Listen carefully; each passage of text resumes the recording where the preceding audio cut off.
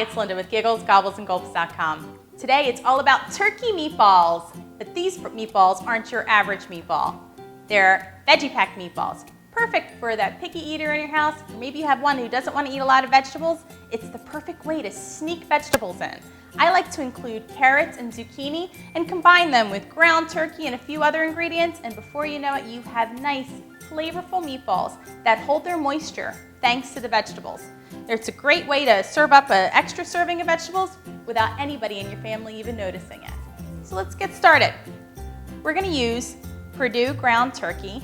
This is my favorite choice for when I'm making meatballs because it's a lower calorie type of option. I mean, if you're like me, watching your weight is an everyday thing.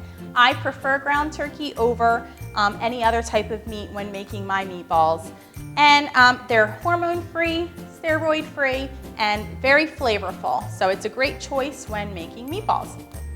So I like to take my ground meat and then I start adding my other ingredients. So I'm gonna grab a few handfuls of shredded carrot, about a half a cup, and some shredded zucchini, which I've used just a grater to shred, about a half a cup. Then I'm gonna add some breadcrumbs. You can use plain or Italian seasoning breadcrumbs, whatever you prefer. Then I'm gonna crack an egg. And then we're gonna add some Parmesan cheese. I like to do that for a little bit more flavor, about a quarter of a cup. And a sprinkling of black pepper and a sprinkling of salt. So for meatballs, you usually like to make them in a consistent size. I have small eaters in my house, so I like to make small meatballs. If you have big eaters in your house, make big ones. We're gonna combine that all together. You gotta get your hands in it and just start combining the ingredients. Don't worry if the shredded carrot or the zucchini feel hard to you. They will soften up when they're cooking.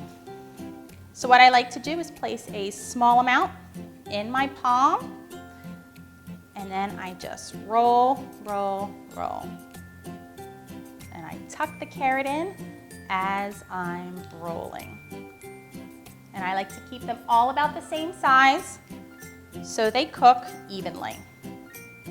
So there we have it. We're about done rolling our meatballs out, placing the last one on the tray. And we're gonna get ready to place them in the oven at 350 degrees for about 20 minutes or until browned on both sides. You don't have to worry about cooking them all the way because we're gonna finish them in the sauce. Okay, the meatballs are ready. As you can see, they are lightly browned. You don't have to really worry about cooking them at this point because they're gonna finish in the sauce. So what we're gonna do is we're gonna take each meatball and give it a little marinara bath. Okay. So the meatballs are in.